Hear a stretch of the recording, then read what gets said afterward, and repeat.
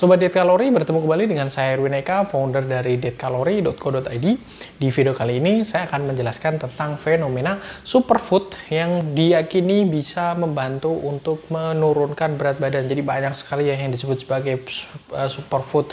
Ada buah beri, ada alpukat, ada brokoli dan sebagainya, atau bahkan ada yang mengemasnya dalam bentuk suplemen, diklaim dari ekstrak buah-buahan, mengandung enzim tinggi, mengandung serat tinggi, mengandung antioksidan, bla bla bla dan sebagainya. Nah, apakah benar superfood itu ya mampu untuk membantu menurunkan berat badan ya? Jadi superfood.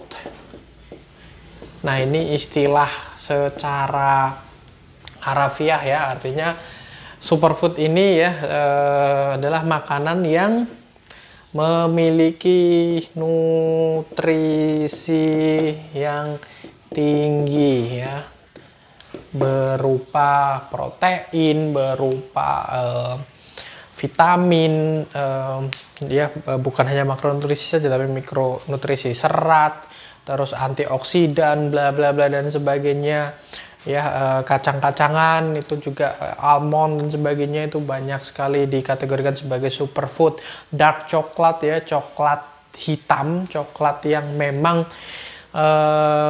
murni atau pure dari biji kakao tanpa tambahan susu, tanpa tambahan gula, tanpa diperas lemaknya, itu diklaim sebagai superfood ini. Nah, apakah superfood itu mampu untuk menurunkan berat badan?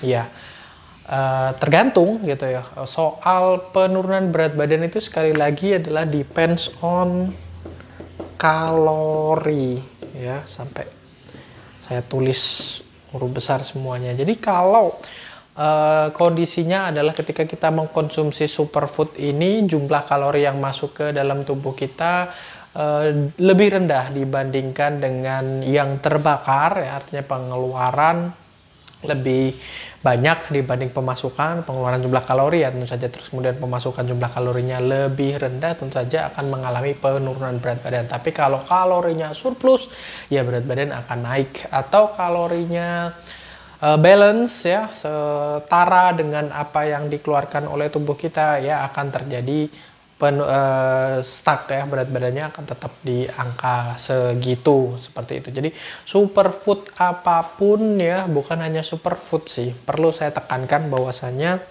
semua makanan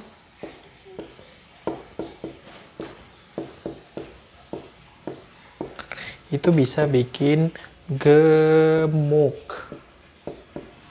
Gak hanya superfood ya, gak hanya junk food, gak hanya fast food, gak hanya makanan yang tinggi lemak, makanan yang mengandung gula atau minuman yang manis, minuman yang mengandung perasa, tapi semua makanan bisa menyebabkan kegemukan. Balik lagi, poinnya adalah kalori, kalori, dan kalori. Itulah kenapa sampai kita concern, sampai kita bikin diet kalori ya, program diet kalori ya, sampai kita bikin program diet kalori ya, website dietkalori.co.id ya, dengan berbagai macam tools di dalamnya untuk mengetahui, untuk concern kita terhadap jumlah kalori dari apa yang kita makan, terus kemudian lebih aware juga terhadap aktivitas yang membakar kalori dan sebagainya, karena ini kunci dari ya soal kegemukan, soal badan yang lebih sehat,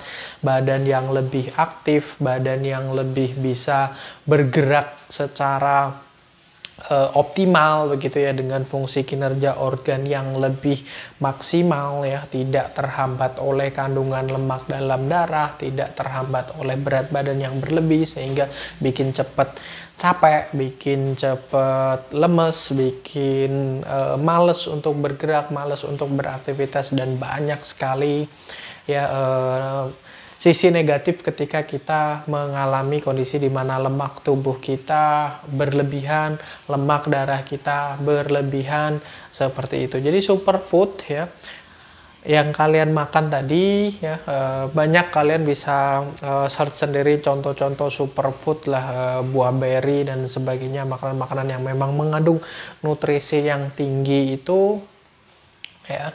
Kacang almond misalnya sekarang disajikan dalam bentuk banyak sekali, bukan hanya kacang saja ya, tapi ada sudah dikemas dalam berbagai macam varian. Ada almond milk, ada susu almond ya yang memiliki kadar kalori yang rendah jika dibandingkan dengan susu-susu lain ya, susu sapi misalnya ya, atau susu kambing dan sebagainya yang dari mamalia gitu ya.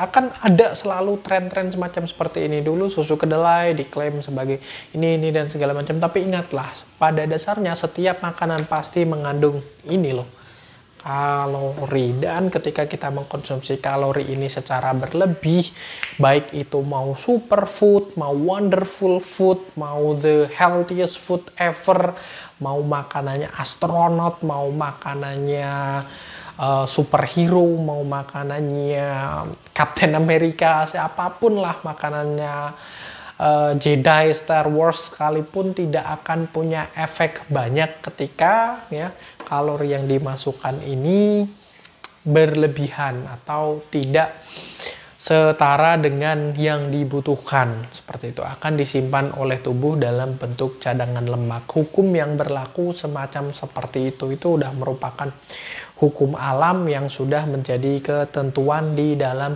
tubuh kita. Sistem tubuh kita memang seperti itu. Jadi superfood doesn't mean ketika kita makan itu kita nggak bakalan jadi gemuk, nggak seperti itu. Makanan tetap akan ada kalori dalamnya, dan kalori tetaplah kalori ya, dari sumber manapun, mau dari lemak, mau dari protein, mau dari karbohidrat, tetap akan menjadi kalori ya, mau lemak baik, mau lemak jahat begitu ya. Cuman ya ketika kita concern akan sumber dari kalorinya ini, ya sekalipun kalori tetap kalori, tetap akan mensuplai energi bagi tubuh kita, dan ketika tidak dipakai ya suplai energi tadi akan disimpan oleh tubuh dalam bentuk cadangan lemak. Hanya saja ya ada beberapa sumber kalori yang memang memiliki benefit lain selain energi, misalnya di protein ya, itu akan lebih bisa membuat tubuh kita kenyang lebih lama.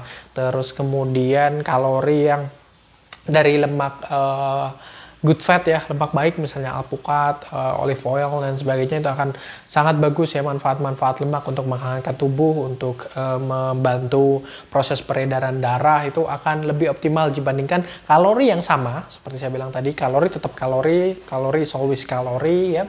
Tapi kalau misalnya dari lemak trans ya, lemak jenuh gitu ya, tetap dia akan mensuplai energi, hanya saja ada side effect di dalamnya ya, yang dimana kita lebih cepat lapar ya, lebih cepat kenyang misalnya, atau mungkin di satu sisi laju endapan darah kita akan terhambat, terus kemudian memperberat fungsi kinerja jantung, menimbulkan sembelit ya, ada side effect semacam seperti itu. Tapi ya sekali lagi di balik side effect ini yang bisa diminimalisir, salah satunya dengan superfood dan varian-varian di dalamnya ya, dengan kandungan seratnya dan sebagainya. It doesn't mean kalorinya akan hilang, akan tidak menyebabkan tubuh kita gemuk dan sebagainya seperti itu. Demikian halnya misalnya sumber kalori yang berasal dari karbohidrat yang simplex ya, yang terlalu mudah diurai oleh tubuh, dibandingkan karbohidrat yang kompleks, sama-sama mengandung 150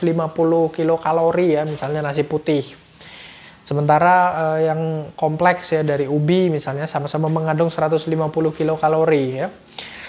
Yang kompleks ini jelas akan lebih sulit untuk dicerna, yang artinya akan membuat kita kenyang lebih lama. Nggak sampai di situ saja, nasi putih akan cenderung karena glukosanya cukup tinggi akan melonjakkan kadar gula dalam darah. Ya semacam seperti itu. Tapi jumlah 150-nya berkaitan dengan kegemukan ya, atau berkaitan dengan bagaimana dia menciptakan kondisi gemuk, ya tetap akan sama antara dua hal ini. Cuman ya yang simplex tadi misalnya kayak nasi putih itu ada beberapa yang harus diperhatikan juga gitu. Misalnya lebih cepat gampang lapar lagi, terus kemudian di satu sisi dia akan lebih cepat kenyang, hanya saja akan melonjakkan kadar gula dalam darah, akan membuat sistem kinerja dari pankreas kita akan lebih ekstra keras gitu ya. dalam waktu yang singkat, apalagi kalau kita mengkonsumsi nasi putih ini dalam rentan waktu yang terlalu sering begitu dibandingkan misalnya dengan nasi merah atau ubi-ubian atau brokoli atau ya banyaklah sumber karbohidrat yang sifatnya kompleks yang itu tadi. Soal membuat tubuh gemuk sama, hanya saja ada poin plus lain yang bisa didapatkan dari ya makanan-makanan yang semisal superfood atau karbohidrat yang sifatnya kompleks seperti itu. Gitu ya. Jadi mudah-mudahan kalian paham kalori tetap kalori ya. Mau kalori yang berupa minyak ya yang sedikit mungkin sudah mengandung 150 kilokalori, sementara sayur 150 kalori itu akan banyak sekali. Dan dua-duanya bisa tetap membuat tubuh seseorang gemuk. Buah juga seperti itu, banyak klien saya yang makan cuman buah tapi tetap gemuk. Ya itu tadi karena jumlah kalori yang dimasukkan berlebihan dan akan disimpan oleh tubuh dalam bentuk cadangan lemak. Hanya saja kalau minyak kan akan lebih cepat lapar lagi, akan tadi ya punya side effect terhadap kinerja jantung dan sebagainya, sementara sayur akan lebih sehat terhadap jantung, akan lebih lama untuk laparnya, akan lebih kenyang, akan menyehatkan pencernaan, tapi dua-duanya kalau nggak diperhatikan jumlah kalorinya tetap akan bikin gemuk. Seperti itu ya, mudah-mudahan bermanfaat. Jangan lupa like, comment, and share. Subscribe juga bagi kalian yang belum subscribe. Dan follow sosial media kami yang ada di bawah ini. Ada podcast di Spotify, ada Instagram juga, ada Facebook fanpage. Silahkan di follow. Sampai bertemu kembali dengan kami dari netkalori.co.id.